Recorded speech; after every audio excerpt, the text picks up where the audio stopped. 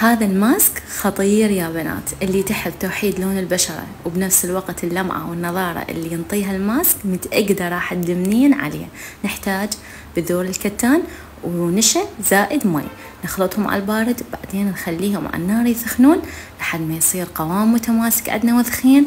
نخليه بكاسة تبرد ونخليه على بشرتنا في 15 دقيقة ونخليه. طبعا ما احكي لكم على النضارة والتفتيح اللي ينطيه الماسك بعد الاستخدام. هذا الماسك خطير يا بنات. اللي تحب توحيد لون البشرة وبنفس الوقت اللمعة والنضارة اللي ينطيها الماسك متأكدة راح تدمنين عليه.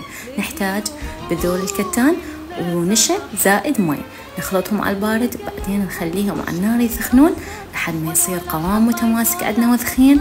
نخليه بكاسة تبرد ونخليه على بشرتنا في 15 دقيقة ونخليه. طبعا ما احكي لكم على النضارة والتفتيح اللي ينطيه الماسك بعد الاستخدام.